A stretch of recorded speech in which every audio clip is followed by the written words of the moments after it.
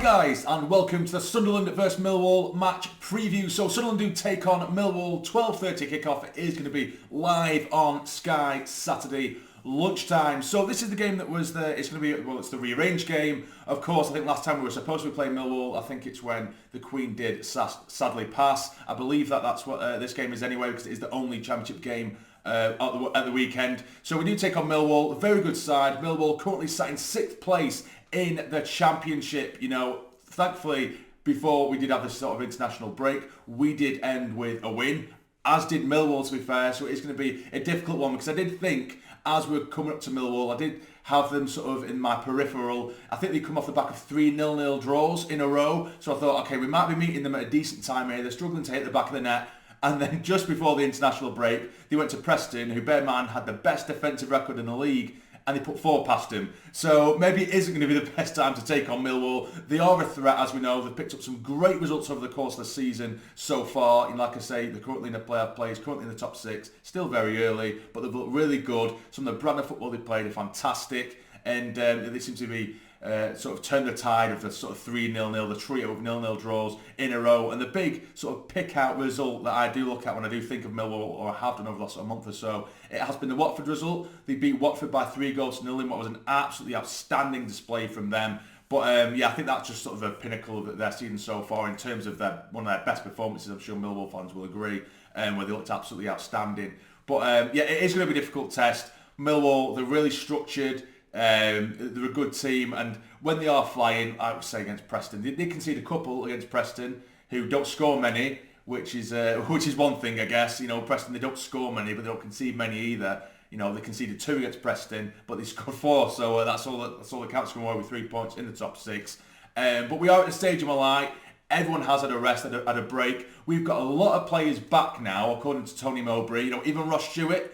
He said that Ross Stewart, in his mind, thinks that he is ready to play, but he says that he still needs, for him, he needs at least another week. I think he's only done sort of one full throttle training session. Everything, he's been on the grass, back on the grass for a while now, Ross Stewart, but only in terms of a full throttle training session. He's only done the one, probably 2 now, including today, if they're training today. Well, I think they are training today. Ross Stewart, you know, Gooch is back, I believe Sirkin is. Bollard is on the horizon, he should be featuring at some point over Christmas. Of course, Luke O'Nien returns. So we've got a lot of players coming back, and that will show in my preferred 11 for this game. For me, yes, it probably is too quick and it is too soon for Ross Stewart to start. But if you remember when Sims, he was out for like 6 odd weeks, something like that. Tony Mowbray said very, very similar things, saying how, you know, Sims, if he had the choice, he would play now. But I'm only going to give him sort of 30, 40 minutes here and there, and he'll only get a full 90 minutes after the international break. I think it was only after one game when he come on for a half, he ended up playing 90 minutes of football a couple of times. So it's not always by the book. It's not always by what Tony Mowbray says. It's just how he feels on the day. So I've got a feeling we might see a certain Loch Ness Drogba on the bench, and I'll be very, very happy with that. And then if he did come off, even in the final 15, 20 minutes, get himself a bit of, you know, first team football in his legs, I think that'd be absolutely great to see. But for my preferred 11 for this game, I have gone like this. So I've gone with Patterson in goal. Sirkin returns for me. Aless Bart in the middle, because Alessi is apparently returning. I know that O'Nien is as well. But for me, before Alessi did pick up the injury, I think he was absolutely excellent. He was forming a decent partnership with Danny Bart. Of course, Bailey Wright is away on international duty. I just want to say, you know, he's had some family issues at the minute. I believe it's his mother-in-law, Bailey Wright, who did pass away just after Australia's qualification to go through to the next round in the World Cup. So, you know, my thoughts are with him. You know, it's horrible, any kind of family loss, but yeah, so close to home, that isn't nice. And, you know, he's away at the minute of the World Cup, so it must be a very, very difficult time for him. But yeah, so all the best to him and his family. My thoughts are with him. But yeah, so we have Alessi and Danny Bart at the back. Again, I could have gone with Luke O'Nien. It would have been a safe option, but I just think those two natural defenders.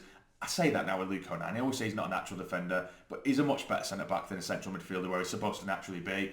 But for me, Alessi and Bart. I've gone with Gooch as well. This might seem a bit harsh considering last time out we had Huggins on one side and we had Hume on the other, and they both did a job over Birmingham, and they were arguably just as good as each other. But I just think, for solidity, we're at home, get Sirkin back in there. I'm sure Mowbray said that he's okay now. Gooch is back at full fitness. In the middle, this is where I'm probably going to get argued with here, and I can understand why. I've gone with Dan Neil and Barr, right? Evans, I can absolutely see his value, and I wouldn't mind if Evans was there at all. But I just feel like we've been off for a bit now. Oh, well, you know what? Sky cameras at the stadium, like, let's hit the ground running. Let's get some attacking plays on the pitch. Yes, Evans has that calming influence. He can control the play a little bit as the anchor from midfield. But I think with Daniel's on form, he's absolutely outstanding. He's our best central midfielder by a country mile. And when he's on form, you know, he can break forward, get himself assists, get involved in the play, bar as well. He's growing in confidence. He's getting more minutes. It was a shame, really, because I remember when he did come on as a sub the other week and he come on for a second half, he was outstanding. And because he was that good, they started the next game and he was poor. So it just depends how he is. Maybe he's better as an impact sub, bar at the minute at his age. But I just see that potential there. You know, he's so positive. As soon as he gets the ball, he wants to take on plays, but he does it in the right way. He's great. He's so good at shielding the ball. When he's got 2 or 3 opposition players around him, there's no panicking. He shields it very well. He keeps hold of the ball. His ball retention's very good. So just have those 2 players run in the middle, and hopefully they don't get overrun, because we've seen that a lot in recent games where our midfield becomes non-existent. I just feel if those 2 really did put a shift in, they could overrun Millwall, hopefully. Not to say it's going to be easy, because Millwall have a very good midfield themselves. But that is what I would go with in the middle. Now up top, it is unchanged from the game against Birmingham with Clark, Pritch, Diallo and Sims. Of course, Diallo currently in form. He's been excellent. Scored as well on the break. He went to the team we played in Dubai was Al Shabab, I believe. He got himself a goal there. So to keep that run and that form going. And then Sims up top, he got himself a goal as well. Against Birmingham, you don't take a striker out of the team with scoring goals. But yeah, of course, it'd be nice to see the likes of Ross Stewart come back as well and potentially do a job. So that is my team that I would go with. It was really, really difficult, to be fair. The back 4 or the back line, however we go with. I've said before, I do generally prefer the 3 at the back with the wing-back systems. I think we'll look a lot more comfortable, particularly at home. But I just want to get more players on the pitch and give us the best chance of winning. So that would be my starting 11. Of course, in the comments, let me know down below who you would go with. But now for the usual dreaded score predictions. So, Millwall, good side, got themselves back in form. You know, they haven't lost in 4 or 5 now. Of course, they got the 3 0-0 draws and then the big win against Preston. So it's going to be very, very difficult. I'm just hoping, you know, of course, I know that Millwall also went away. I believe they played Bromby and they got themselves a 1-1 draw during the international break. We went to Dubai. I just feel like the sort of team cohesion and the team morale that we've got at the minute and the bond we've got with these lads, you know, they go away to somewhere like Dubai, they have a good laugh. You can see they're having a laugh with loads of pictures and videos on social media. But I just feel like just the bonding even more, which means a lot. You know, we've come off the back of a win going into that break to Dubai. I just think it will be a lot, you know, and then the fans get behind the lads. And I can see us scrape, I'm talking bollocks here, aren't I? I'm just trying to scrape a reason to beat Millwall. I'm going to go for a 1-0 Sunderland win, and I think Ellis Sims is going to get it. Ellis Sims is going to get the goal. It's not going to be an easy game. I think it'll be a scrappy affair. It'll be a tight physical affair. But I'm going to go for a 1-0 Sunderland win. Ellis Sims to get the goal, hopefully anyway, fingers crossed. So that's it, guys. That is what I'm going to go for. So in the comments, who are you going to go for in terms of your starting 11?